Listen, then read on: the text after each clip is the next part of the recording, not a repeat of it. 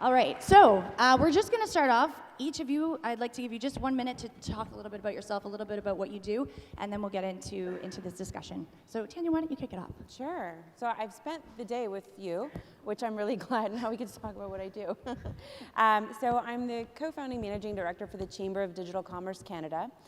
The Chamber comes from a long line of organizations, but the short of it is we represent Canada's blockchain innovation ecosystem. And it's an ecosystem in Canada that's been under-observed and underappreciated, and so my role is to make sure that everybody knows about it and what's going on. Great, thank you. Sue. Great, thank you very much. I'm excited to be here.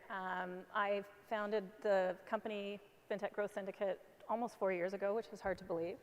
And I'm excited to be here to talk about trust, because what we do all day long is work with clients and help them dream up new ideas to respond to disruption. And I think that this is one of those core issues that's kind of a really big part of what's keeping us from moving forward. Debbie. I lead the innovation and new ventures team at Interact, so I have an incredible team. And our job is to think about how we future-proof a company like Interact that's been around for 35 years, that Canadians use every day, and trust us, which is the conversation today. So we have a fabulous job of thinking about our role in the Canadian ecosystem, who our partners are, who our partners need to be, and what we can do to continue to make sure that our digital reality in Canada is leading the way. Great. Perfect. Thank you. You managed to all keep that under 60 seconds, so we've got more time. Good. Okay, well, I wanted to kick this discussion off with something a little bit, esoteric, but it's about this concept of trust. So, we live in a world where people are feeling concerned about, what they put online, yet they wear a Fitbit and they walk around and they're fine giving all of that data and all that information up to the cloud and wherever it goes and however that company targets you, whatever. So, open-ended question. In this sort of digital age that we live in, I just want to talk a little bit about what trust means to you. So, Sue, why don't you kick that off? Okay, sure. I think trust means a whole bunch of different things. If I think of it from a consumer's perspective, I think, the trust actually means I trust in my relationship. And so, in financial services, that means I trust in my relationship with whomever I'm trusting my money or my transactions or my, my activities, my investments, that they're looking after me.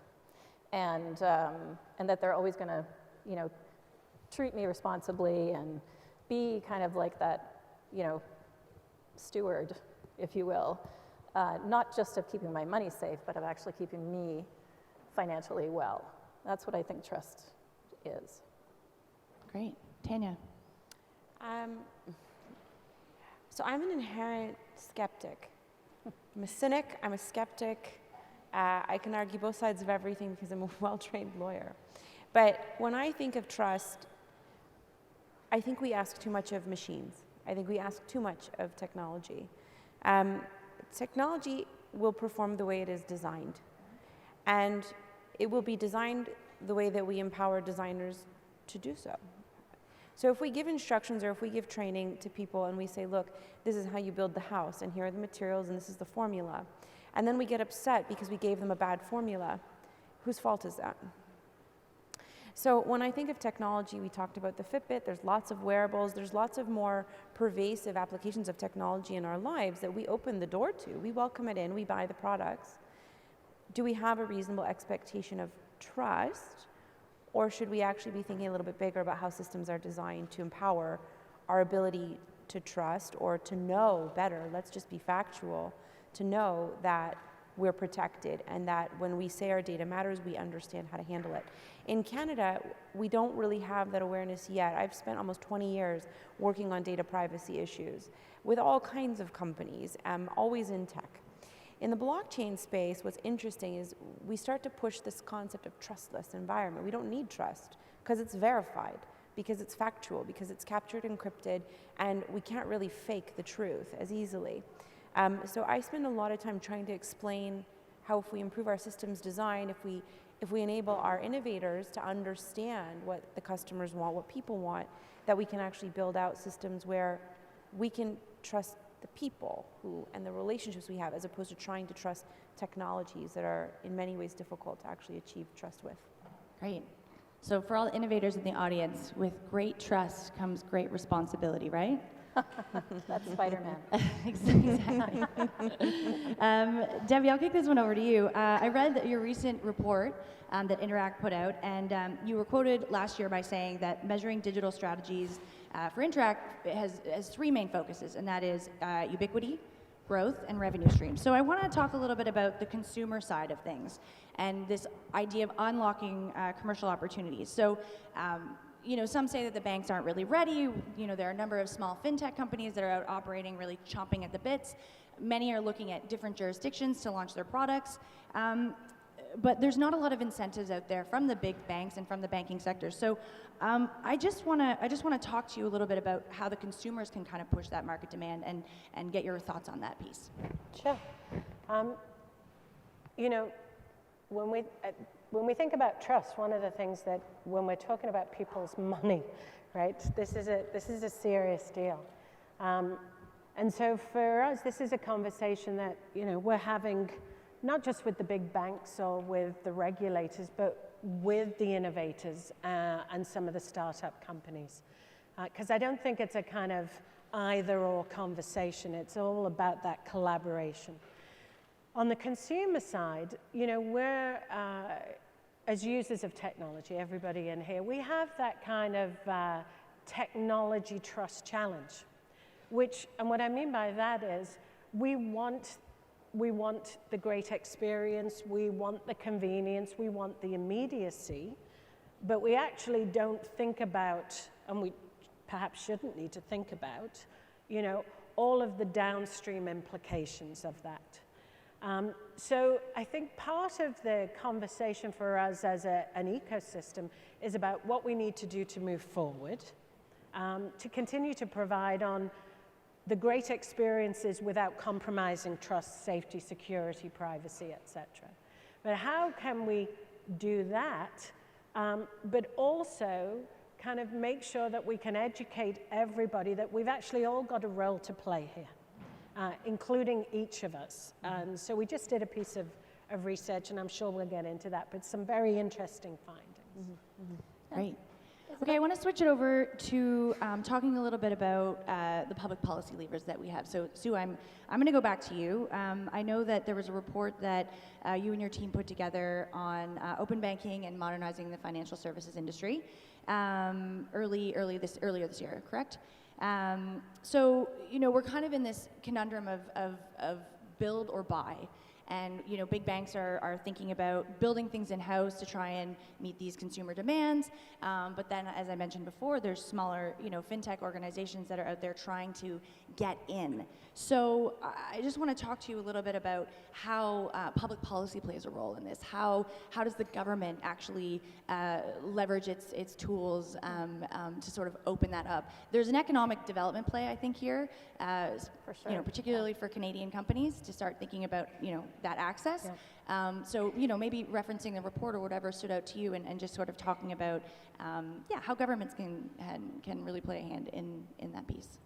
Yeah, and I'm going to answer it, but I'm also going to add something to what Debbie said, because I just think that what you talked about is really important. I think the challenge that people are having with, and I'm not saying you said this specifically, but the financial institutions right now have a lot of power over us, right, as consumers and small businesses, and I think the early adopters are the ones that are stumbling across or seeking out alternatives here in Canada, whereas in other jurisdictions where there's been competition for a longer period of time, you're seeing 55,000 people sign up for Monzo accounts each week in the UK, and I think that it's the question is like who owns trust, and even with respect to the government, and our regulatory framework is so complex.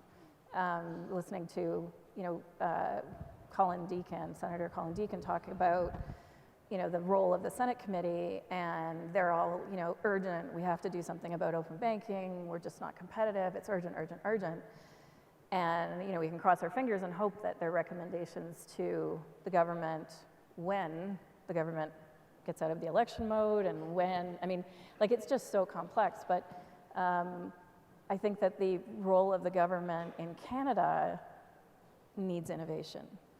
And, the fact that we are, because of an election, and I'm not, look at what's happening in the UK and the US, like, holy cow, both on the same day, right? Like, impeachment of the US president and, in the UK, illegal to stop the parliament.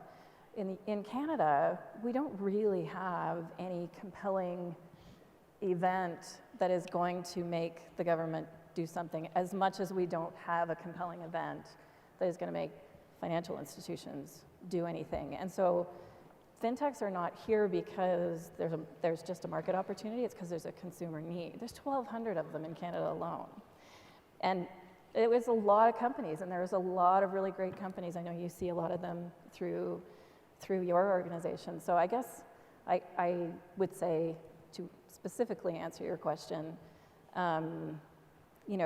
we need a burning platform, and I'm not sure we're going to get that from the government. I think it will come from an industry player faster than it will come from the government.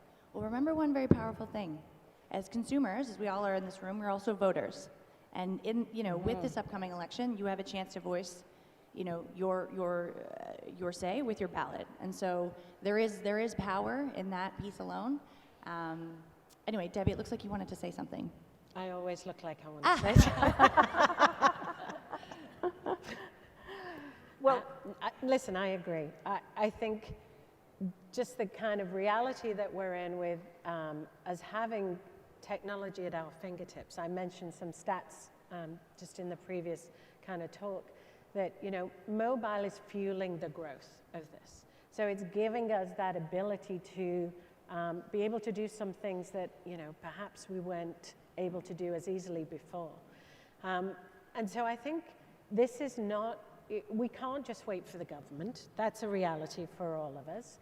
So now it's a matter of, okay, what does the ecosystem do to come together? Because, I think that the statement from Niall Ferguson that I shared should be a wake-up call for all of us, right? The country that leads in financial innovation, leads in everything, yeah, we do not want to be left behind. We shouldn't be. We have amazing homegrown businesses here. So, I have a bit more of an optimistic perspective because we also have a history of collaboration, certainly in the Canadian financial services space. So I want to get to Tanya in a moment about blockchain and how this can solve some of the pieces, but I just wanted to pick up on this idea of consumers. I think, everybody in here is a consumer. We've got that down. But Debbie, you had mentioned earlier, or perhaps it was Sue, about this education piece, educating consumers about their rights, their digital rights. And in the most recent report that was put out, I think the statistic is that 8 out of 10 Canadians value their digital identity as one of their most valuable assets, Yes. and something like 53% actually value their digital identity more than they do their money online. Yes. So can you talk a little bit about that? The challenge is we don't behave that way. So we say those things. One of the other stats that I don't have at my fingertips, but if any of you want to take a look at this, we just did some research at Interact, and this was to help us kind of have some insights into what Canadians think. So you can go to newsroom.interact.ca. You can get all the stats there.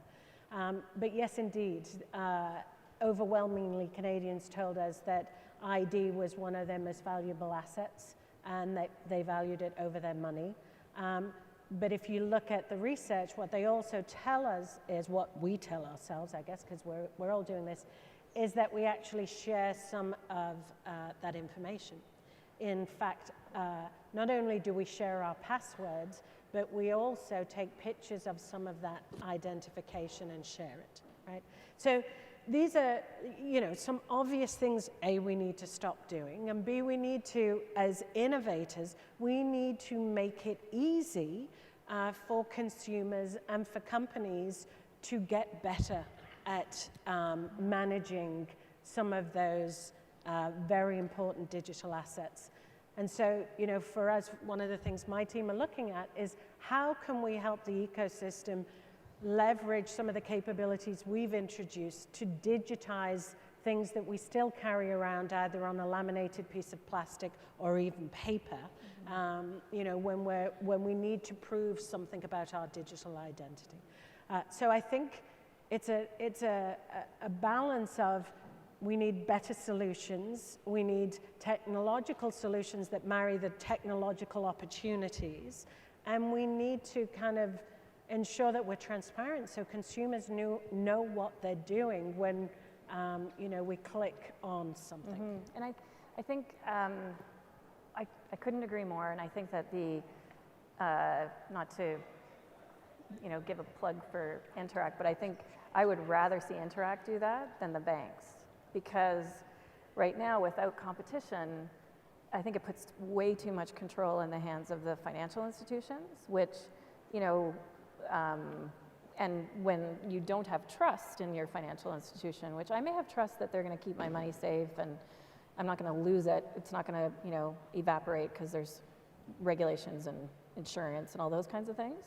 But when they tell me I can't have a mortgage, or they charge me way too much for a credit card, or they make it so difficult to do anything, that erodes my trust. And I'd hate to see. I think the solution for digital identity is super important.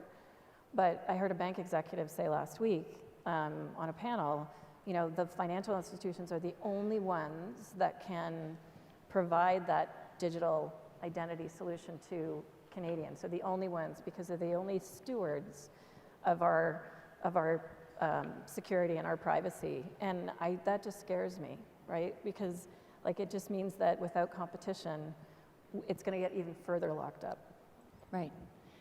Maybe there's some magical technology out there, I don't know, blockchain that could be this. I'm holding onto my chair, ready to jump out right now. You have no idea. Go ahead, Tanya, go ahead. You're right. And we hear that around, I'm going to reverse order it because I've stacked up the comments in my head right now. I'm like, rah. So on the banking digital identity piece, really, do we have to put trust there about who we are? Why do I have to give trust to any organization? I don't. I can have self-sovereign identity. I actually don't have to trust any organization.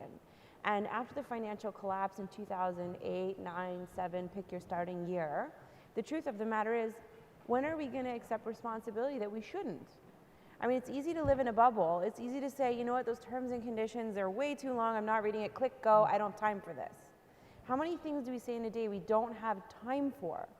And yet we're gifting away who we are, and other people are making loads of money on that. When are we going to care? When I started learning privacy law, I had a law prof who basically said to me, and to the class, it was his line, he said, privacy is really, a personal thing. It's totally subjective. It's not objective. It's subjective as a measure. And it's like standing in front of a window naked in the middle of the day or at night. How open is your shade? Is it wide open or is it closed? Where do you feel comfortable? Do you really care?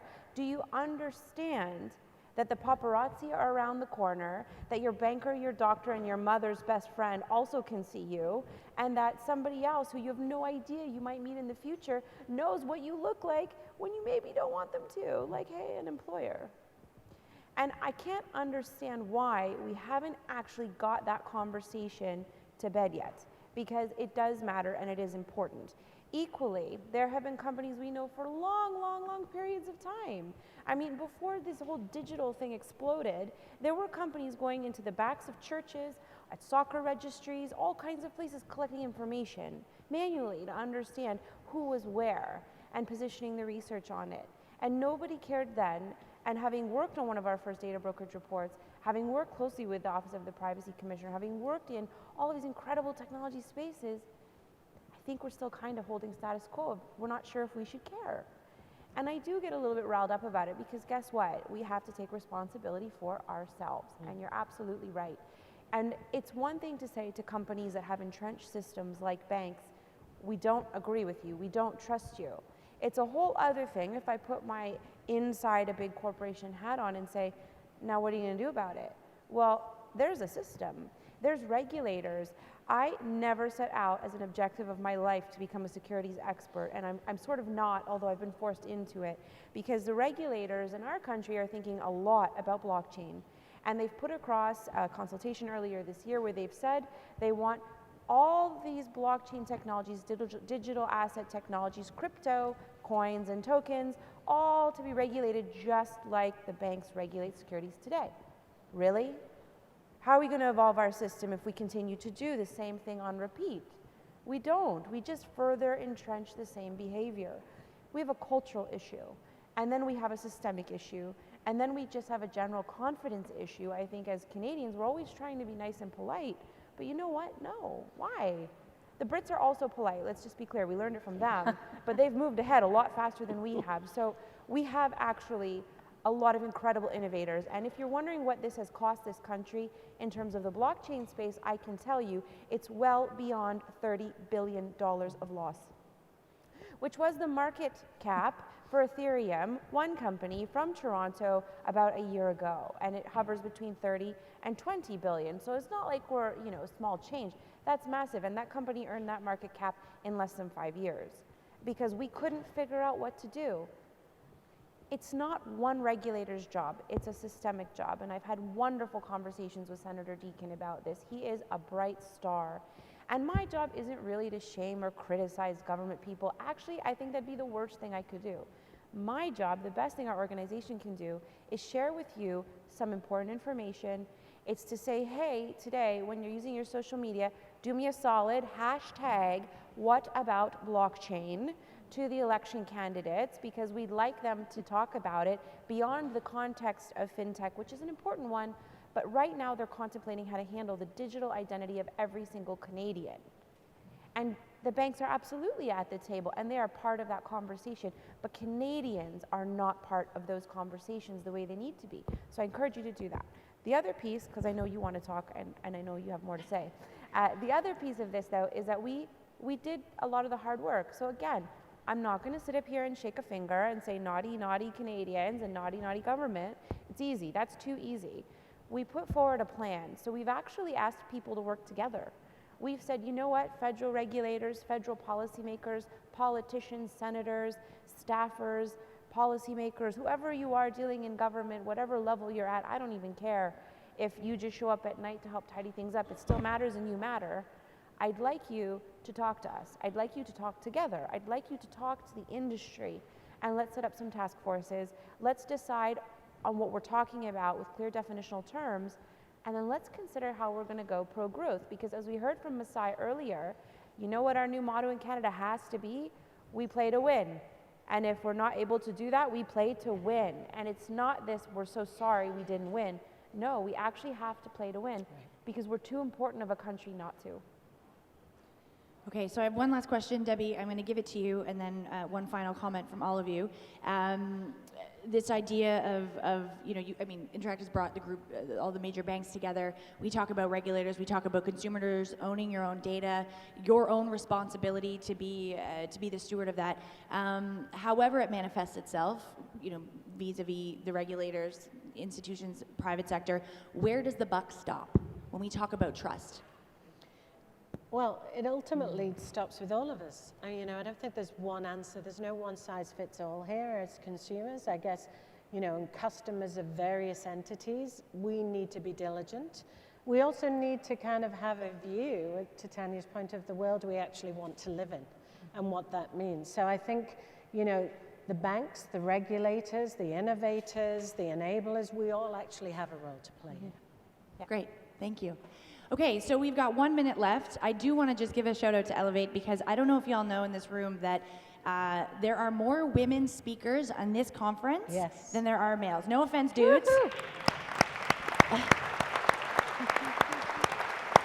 So it's been an honor to share the stage with all of you, and I'm going to just flip this whole conversation on its head because I feel like I'd be remiss if I didn't. anyone in the audience, that is following in your footsteps, hearing what we've talked about today, five words or less advice for them. Get involved. Get involved. Okay. Sue. Ooh. I would say speak up and keep your mind open and innovate. I'm gonna go with 6 because I break rules. Fine. Don't be sorry, ever. That's 4. Now I'm doing hashtag, so it's 1. Hashtag what about blockchain? All right. Thank you, ladies. Thank you, everyone, for paying attention. Give these panelists a round of applause. Enjoy the rest of the conference.